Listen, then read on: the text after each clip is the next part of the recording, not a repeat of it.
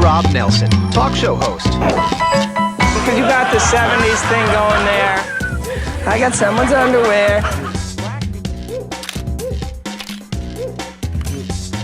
Robert Kennedy, thanks for taking a minute. Simple question. Tucker, It's good to see you. Listen, you're a Bitcoin maximalist. You're Bitcoin forever. I hate this central bank digital currency. Hey, I don't have all the answers, but together, I know we can find them. Down in competition in the ratings tab for late night weekend viewers. All right, hey everybody, welcome to the show. Welcome to the Monday night edition of Rob Nelson Live. Big changes coming to the show. Yep.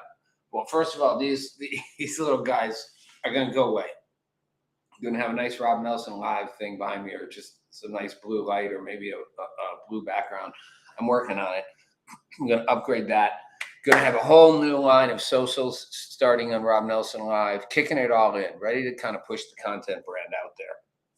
I'm going to thank each and every one of you who have joined in with this, whether there's 3 of you, 5 of you, 150 of you, or 10,000, depending on the day. Appreciate you watching, because I'm going to really work to make this a place on GNN where, GNN is all about creating a space for, David's done a great job revamping, building to be a platform for breaking crypto, business, politics, culture, and the platform's only going to get bigger. And I'm going to let this become a leading voice of what I'm going to call the OG politics. Yeah, I might take it back. I might even rename it to the Full Nelson. And sort of, here's how I look at it. I'm a political OG. Now, what does that mean? I guess anybody who's not doing something current in politics, running for office or doing that, or, millennials, Gen Zs, I guess they can't be OGs. But, as I've said before, I go back. I'm the beginning of Generation X. And I'm, New York Times said I was the original spokesperson of Generation X because I helped brand that name. We were called slackers. Just like every generation gets called something bad. We were called slackers. We were the grunge era. We didn't care about anything but skateboarding, listening to music, supposedly. We certainly didn't care about our futures. We were slackers. We weren't like the baby boomers, hardworking. FYI, we were the first generation that was about to get screwed by the generation ahead of us. Massive, massive debt had been built up on our heads. It was an unsustainable proposition 30 years ago, even more unsustainable today. We were going to be the first generation that is John Chancellor on NBC, the former, famous anchor. Back in the day, they'd have one anchor for a very, very long time. And John Chancellor had been the anchor at NBC for, 20 years. He was sort of back then, anchors were like household names. They made you feel safe. It was like Walter Cronkite, they made you, they were a go-to destination where you felt safe. And I don't even know if back then they were actually... Were they more impartial with news? Yeah, I think so. They more were delivering news. Information moved differently. There weren't as many cross currents. There certainly weren't algorithms warping everybody's perception of what was or wasn't real or true. And you didn't have the social media warfare that divides us. Politics, while divisive, wasn't what it is today. 1992, Clinton and Newt Gingrich. People were like, oh my God, it was like open warfare. Now that seems like quaint. In the world we live in, but that said, wow, I just coughed in the mic. Sorry. That said, we were the first generation that would inherit, as John Chancellor said, a worse standard of living than our parents, than the generation before us, the baby boomers and the greatest generation. We were the generation before that, the World War II generation. We were the first generation that would inherit a worse standard of living. We wouldn't be able, they said, to own homes. It would be iffy whether we'd ever see a Social Security or retirement benefits in the way our parents and grandparents had. The world that we lived in terms of sustainability was crumbling. The debt was skyrocketing. My point in all this is that it was so much better then than it is now, which is crazy. Because now, 30 years later, it's even worse. So people talk about Gen Z and how far behind they are to their Gen X parents. Well, Yeah, but I mean, the Gen Xers, we were far behind. We were the first generation that would have a lower standard of living than the one before us. Subsequent generations, millennials, Gen Z, they have lower and lower and lower standard of living. But we were the first to not go up. Before that, everyone went up. And part of what drove my activism and those around me was a very clear sense that we were getting screwed, and the generation before us and the political system didn't care. And so, and we hated being told we were apathetic when we weren't. So we launched Leader Leave as a call to action, particularly starting around the deficit and the fiscal issues as a framework for, hey, get the economic house in order, then let's get all the other things in order, from the environment to education to, crime, like, let's worry about all these other problems, but let's first start with economics. Let's make it so people can afford to pay rent, afford healthcare, afford to get a home. Well, now that's crazy. It's gone so much farther off the rails. The debt's $40 trillion.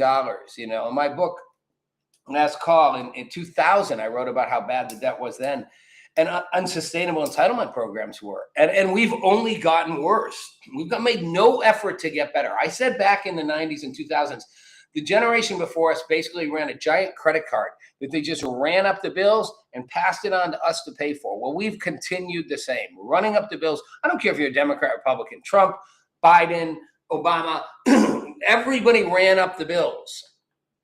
Every new administration spends more than the one before and justifies it. Republicans used to be the fiscal conservatives. We don't spend. Of course they spend. Massive record deficits, record spending, and not record cuts.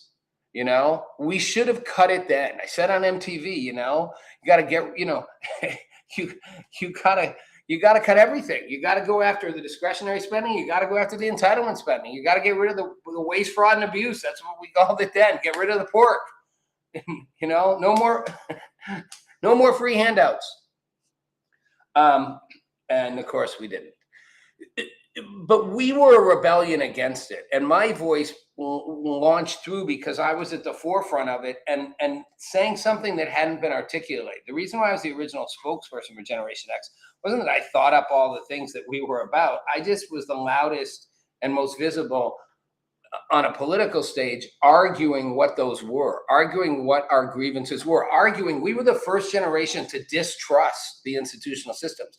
Baby boomers, the greatest generation, they trusted their institutions. That's why I mentioned like the Walter Cronkites. People trusted their news anchors, whether they should have or shouldn't have. They trusted their government, whether they should have or shouldn't have. They trusted the institutions to be looking out for them, whether they should have or shouldn't have. We were the first to go, we don't trust you. We don't trust any of you. We don't trust authority. We don't trust what you're telling us. We don't think you're telling us the truth.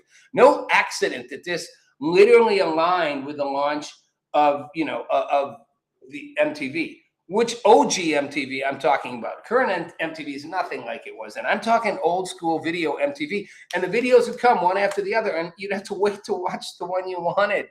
You wanted to see a great video, you had to wait. There was a queue. You had to wait till they put it on. There was no way to like jump the shark. I mean, man, people have it good today, right? But I'm not saying that. People have it complicated and complex today. It's a lot you got to deal with. But we were, and I was the OG of the we distrust the institutions as a widespread mindset. Now today that's normal. There's a massive distrust of institutions across the board.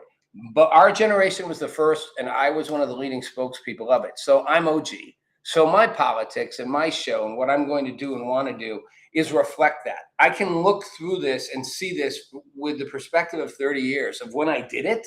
And I was clearly on the forefront. I mean, I was on everything from the leading story and the nightly news, which then nightly news was all there was. I mean, CNN was there, but it was a baby CNN. But I mean, you watched NBC, CBS, and ABC News, and that's where it was. And those anchors told you everything. To be on the first story on one of those three was like, those are going to be the three biggest stories in the country. So everywhere from that to 60 Minutes to Nightline, which was Ted Koppel's big show, to cover U.S. news in Time Magazine, Newsweek, the whole deal. I was even on early Politically Incorrect. I mean, I was that leading voice articulating what we're still dealing with today, but now we're dealing with it in a whole new way, because now we fractured so far, so badly that, and now's where I'm going to jump into the stories. We've fractured so far and so badly that we can't agree on basics, right? We can't agree what a man or a woman is. This is not an argument against trans people. This is not an argument against one side or the other. This is basic biology. I am not a freaky conservative. I'm not a homophobic, racist, anti-trans person. I'm not LGBTQ negative. I was on the forefront of fighting for gays and gay rights and wanting gays to get heard. I'm not saying like I was a leading gay activist. I'm saying, but I was on the forefront. My friends were actively doing it. Our organization fought for those voices, those to be heard. We were the first generation not to stigmatize gay people as sort of a subclass. And there's a reason why the Andrew Sullivans, although he's a conservative, but a prominent gay voice, and he's more of an independent, I would argue, for decades, is so troubled by what happens in the trans movement, because he's like, it's undermining what we are as gay people, because you can't really be, it sort of undermines the idea that you're gay. If you're gay and you're a man and you're attracted to another man, or you're a woman, you're attracted to another woman, well, that goes away if it's just trans. You can just, maybe you're not really a man. Maybe you're actually a woman attracted to a man. Oddly, it goes back to that traditional notion, a guy who likes women but thinks maybe he's a woman becomes a trans woman who's a lesbian. Okay. I mean, but it undercuts the core of what gay identity was built on. That you are your biology, but your sexuality, your orientation is not something you choose. It's something in your genetic code. As Kinsey, the great, who helped understand a lot of human sexuality, said, there's a giant continuum. On one end is people totally heterosexual, on the other end people totally homosexual, and in between there is a whole range. Some people are straight as can be, some people are gay as can be, some people are right in the middle. Everyone moves somewhere in that continuum. We're not the only species like that. He used wasps to be the best example. But Kinsey's sort of laid that out. Well, not today anymore. Your sexuality almost doesn't matter because your gender doesn't matter. So we can't even agree on the fact that one's biology is predetermined. One's sex is predetermined in one's biology. And you're with that. You can mess with it, change your identity, change how you identify, even change certain things in your body. You can't change the core of your genetic makeup when it comes to sexuality. And yet we argue about it. And the entire WNBA has become a circus show about it. And if I hear one more WNBA athlete or coach say, why can't we just focus on basketball? Because you guys can't focus on basketball. Like, it's not rocket science. Like, you're the ones not focusing on basketball. I mean, you literally have a coach coming out saying, why can't we talk about basketball when, 3 days before she wore a t-shirt, a pro-transgender t-shirt under her, trans kids deserve whatever, under her jacket, like at a game, nationally televised. You're the one not focusing on basketball.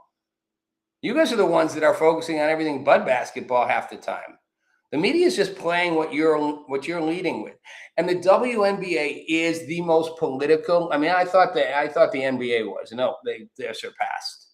The most political league out there. And it is politics with a agenda. No question. The agenda is to promote being gay, to promote, quote, inclusion, and to promote the right of trans kids to be seen and heard. I don't know why the WNBA thinks it's their mission to promote being trans. At least the gay part I can understand. It's a women's league, but still it's a straight women. Why did it become like a league, with so many gay coaches and players? That's a weird thing, right? Or is it? I don't know. Why aren't there like gay men's leagues? What is it? I'm asking honestly, like are more women athletes likely to be gay or bi than straight? I don't know the answer. Maybe. Not really sure. But it's interesting that the league is so predominantly that way. Like, why would you have so many gay, lesbian coaches in the league? You don't have a bunch of gay male coaches in the NBA or in the NFL. You probably have some. They may even be in the closet, but I mean, why? It's weird, right? Why'd you have so many gay players in the league? You have some gay players in most male sports leagues. Again, some may be in the closet. Most probably, if they're gay, are in the closet. Some have come out. But why so many? It's a question. I don't have an answer, but it's worth asking. And no, I'm not anti-gay for asking. Like I said, I'm confident in my support and activism throughout my life for people who are gay, long before it was hard, before it was easy to be that way, long when it was still hard, when it was still challenging, you know. So I go OG on that, but it is a question worth asking. Why has it become, also this trans issue become so important? Natasha Cloud of the Chicago Sky managed to make a big deal. And listen, Enos Kanter, who the former NBA player who's, said he wants to be in the WNBA. I get it. He's making a political statement, and that's all he's doing. And it kind of annoys me too. He's saying I'm standing up for women in sports. Sort of. You're also just kind of making a spectacle out of you're proving a point that's pretty obvious. Why can't you be drafted? If you see yourself as a woman right now, or at least you see yourself as a woman during the basketball season, why can't you be drafted? Now, forget about the stupidity of that, although it has become a lightning rod. Let's note for a minute. Have you ever seen him? He's not the biggest basketball player out there. Could you imagine him on a WNBA court? Like, no woman could stop him. Literally no woman in the NBA, WNBA, would be able to stop him. And he's not even the best. Could you imagine trying to stop LeBron? Could you imagine trying to stop the bench in any NBA team in the WNBA? Anyone on the bench, you pick them. No. Not even the bench in any reputable college team. Try taking on the UNC bench or the Duke bench or the Clemson. I don't care what college, university you want to pick. Try taking on any Division I bench in a college team in the WNBA. To take on any one player, they'd be dominant. But, she gets up in Cantor's face, and I don't know who said what. She was swearing and yelling at him, and it's always this spectacle. Everyone's always going at each other. I'm sorry. It is not like in other sports. I watch a lot of sports. It's not just accidental. The way these girls, this is girl fights, man. It's bad. No, these women go after each other. And, I know there's dirty play in the NBA as well. People do hits and, throw an elbow real quick and sudden, hit a hand in there, hope they get away with it. These ladies ain't playing. They're literally, they just all out and do it, right? And sometimes they get called for the foul. Sometimes they get called for the flagrant, but mostly they just up and do it. Anyway, Natasha Cloud making it more about something other than basketball, gets into it with Enos Kanter. He gets tossed from the game as a spectator. And she writes after the game, she's not available for obviously they don't make her available for the media afterward. To every trans kid person, you are a part of my, capital MY, community and tribe. You belong, you're loved, you're seen, you're perfect as you are, and you will always be protected by me. Why? First of all, I can say the same thing without the community and tribe. I think every trans person should be loved. And I see them. I even see how painful it's got to be going through that kind of a transition in your life. I also see, and that they are perfect as they are, if that's who they are. But I also see how many people are sort of told this early, hormones are going raging, and then you decide maybe you're not. I've seen people do it. And then you change your mind. Well, hopefully you haven't had gender-altering treatments or surgeries that you can't change. Fine, if you're an adult and you still feel that way, go for it. But you're likely to have some psychological issues. I have tons of them, so it's not a judgment. If you think you're living in the wrong body, that's got to be horrible for your brain. Whether you are or you're not. But why is this her hill to die on? My community, my tribe. Why? Well, how did this become such a huge issue? How did we get here? And to Van Jones, who I've not agreed with on a lot of things, but I always thought he was super smart, the CNN contributor. When he went off on the progressives and said, I'm a progressive, but how did we get to this point where we're talking about Israel doesn't have a right to exist? We're cheering for Gaza. That's our primary thing. Even for Hamas, we're anti-Jew, we're get rid of the cops, defund the police, get rid of the government as we know it, get rid of the Senate, the president, free home ownership for everyone. He's going, I want health care for everyone. So do I, by the way. I think we should have a version of universal health care. Every American should get health care and be able to afford it. Ideally, it shouldn't cost you too much at all, but you deserve it.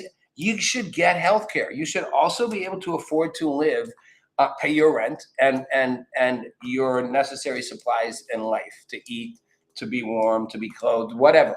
Basic things should be automatically there. Now, it doesn't mean I agree with how the Mandamis are doing it or the DSA, but everybody should be given those things. Why aren't we? Why isn't that your hill to die on? Why is your hill to die on? I think every Black American who's living below the poverty line or living in a crappy, shitty fucking ghetto, in a fucking gangbanger community with crappy schools, talk about healthcare. Your hospitals, I wouldn't want to walk in those hospitals. Why isn't that your hill to die on? Why? I don't get it. Which leads me to where we have another problem, which is around this accountability stuff. And I'm not going to be popular with this one, but it depends who's listening. Luigi Mangione and Lindsay Clancy, they've both become kind of folk heroes of a sort. Mangione for killing a healthcare executive, and Lindsay Clancy for murdering her 3 young children. Their reasons very different. Mangione's was he wanted to make a political point. Political acts of murder and violence are not new. They've gone on forever. He wanted to say this man is responsible for causing endless numbers of people, I don't know, hundreds of thousands, a massive healthcare company to suffer, to not get the care they need, to not be able to afford it. And you're making a lot of money as the CEO, and I'm going to kill you. Is that justified? No. No, it's not justified. People do it. And if you're going to do it, people have done it throughout time, be prepared to pay the price. People will martyr themselves to,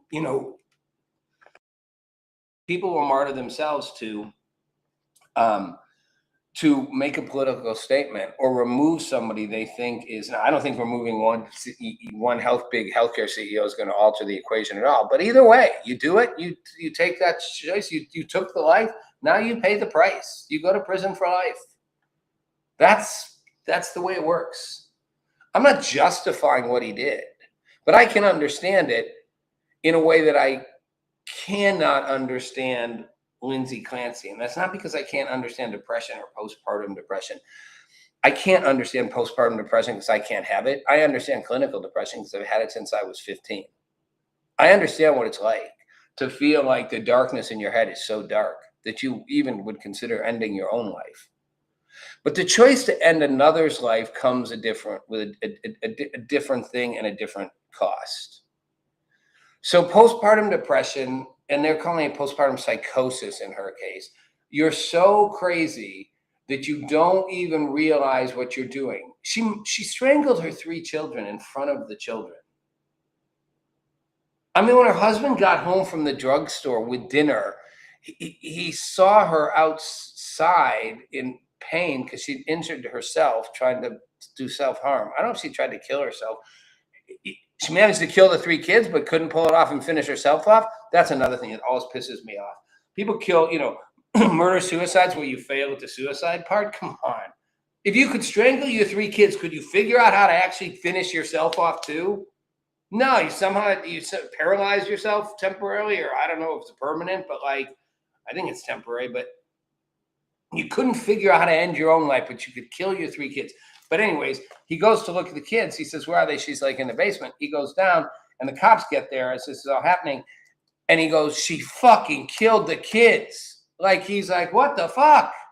Not an insensitive guy who didn't care. He was out getting dinner and picking up medications for her at the drugstore. She had the wherewithal to tell him when he called her right before or right after killing the kids. I'm thinking it's right before. That it was okay to get a generic version of the drug, and some comment about what he should get at dinner, and he went to pick up the food. And he comes home and his 3 children are strangled to death. I don't know. That's hard to see as psychosis. Psychosis, you're sort of not there, right? You're not there. It's like you're there enough to say, no, get me the generic drug. I don't know. Postpartum depression, horrible. Could it make your brain crazy? Yes, trust me. Depression can make your brain insane. I live with it. But not insane enough that I'm not responsible if I were to go harm others. And that's my point. Can I explain that she had been overwhelmed with depression and therefore lost control and took 3 lives? Yeah. I can't, and she was medicated up. Sure, excuses. Make all the excuses you want. You did it, and you're responsible. At some level, you're responsible for your actions, you know? If I'm laughing and screaming and texting and I drive over somebody, I didn't mean to in that case, but I'm still responsible. And if I'm so depressed that I kill my 3 kids, I'm still responsible. And if I'm on drugs and the medications are making me kooky, I still have some control. Otherwise, every single act could be written away. You know, some guy finds out his wife's in bed with another guy and he loses control. He can't see straight. Human rage, boom, he kills them both. Okay, I get it, but you go to prison. She goes to prison. And the psychosis thing is a reach. I mean, all the therapy, she's talking to therapists about how she's feeling. Psychosis is you're not really even in touch with who you are. You don't even know what you're doing. You're not even capable of like controlling what you're doing because you're not even clear what you're doing. It's like voices in my head are telling me to do something and they're real voices in your head and you think they're real. You know, it's like a brilliant mind kind of stuff. Like, you know, Russell Crowe's character was a real person based on a real person. You think you're seeing shit. You think people are talking to you that aren't really there. You really think they are. She wasn't dealing with that. She was depressed. So now it's this whole movement for the postpartum thing. Like, she's not a fucking victim. And I'm not Matt Walsh. I'm not Matt Walsh. I listen to him and he's off on his high pedantic horse. No, I'm not self-righteous about it. You know? The guy has almost zero empathy or tolerance, and he's kind of a misogynist.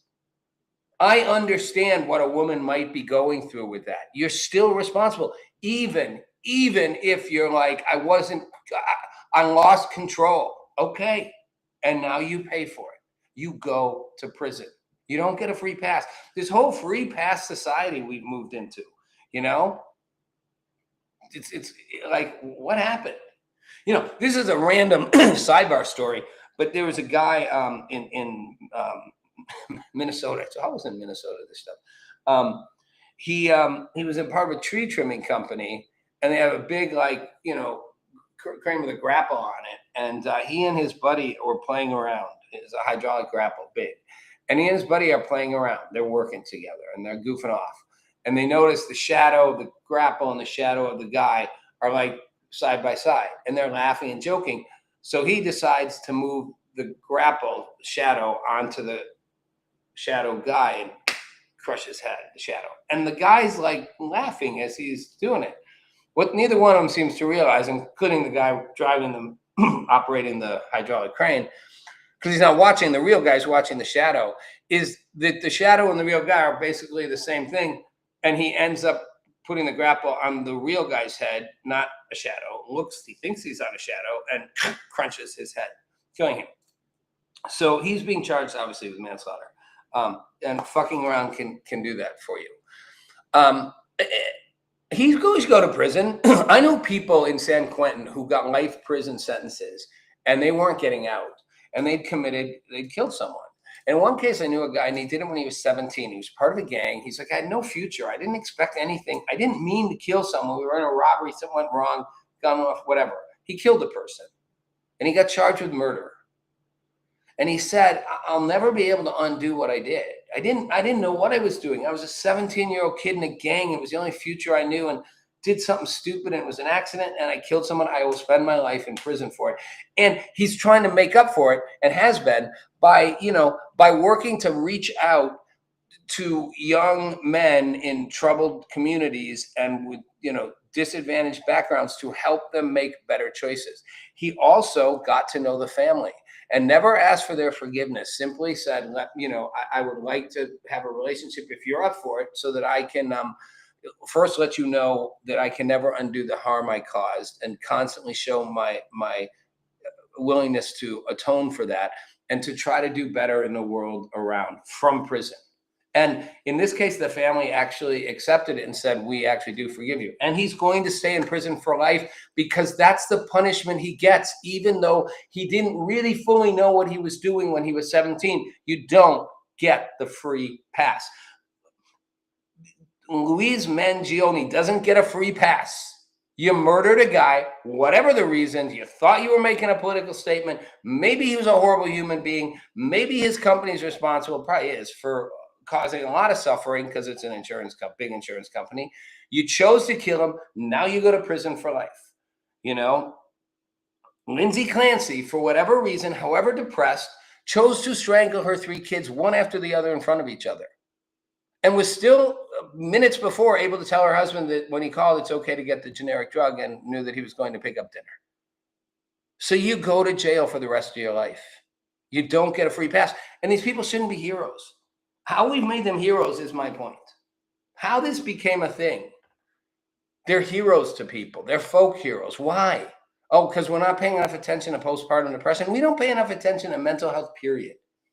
We don't pay enough attention to depression, period. Because if you don't deal with it, and you don't have it, real depression, not situational depression, you know, it's depression that's in your genes or in your brain wiring, or in whatever drugs you've had in your body, or your hormones have lost control, have gone out of control. If we don't deal with that up front as a society, we keep witnessing how destructive it is. And the reason we don't is because if you don't have it, you can't really understand it. And when I say she had the ability not to do it, I'm not in her head. I do think at some level, as a person who deals with severe depression, you do have control over what you do, unless you're truly in a psychotic state, which I find hard to believe you're in a psychotic state if you could tell your husband, yeah, the generic drug is fine.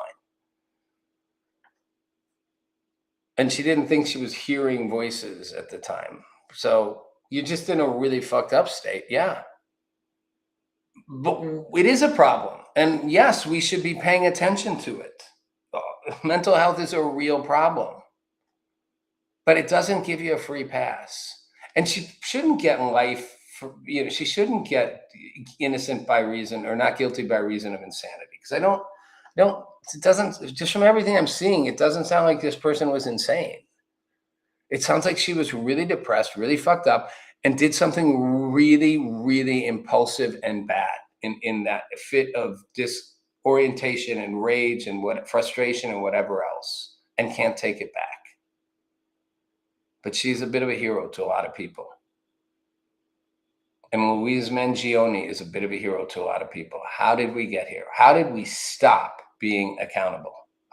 We're a society that started to lose all sense of accountability, personal accountability, you know? And you just sue everybody for everything and say, I couldn't help it. And that's scary, because that's not going to end well for us. You know, we've come a long way from people who just took full accountability, and now people taking no accountability. If I'm Lindsay Clancy, I think I say, you know what, I did it. And it doesn't matter what I was thinking or feeling or why. I strangled my 3 kids, and I should go to prison. Right? That's just what I think. But, you know, I don't write the rules for how people think about their own lives and what goes on in their heads. I know we've lost sight of what it means to be accountable for much of anything anymore, as a society, as a culture, as a political entity.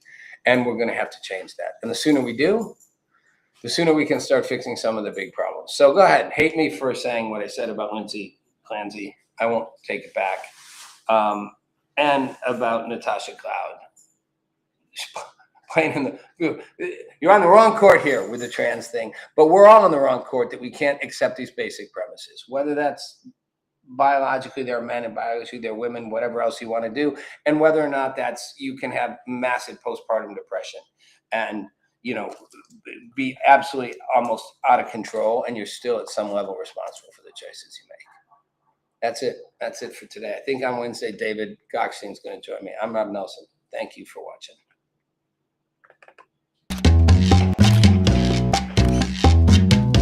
Meet Rob Nelson, talk show host. Because you got the 70s thing going there. I got someone's underwear. Robert Kennedy, thanks for taking a minute. Simple question. Tucker? It's good to see you. Listen, You're a Bitcoin maximalist. You're Bitcoin forever. I hate this central bank digital currency.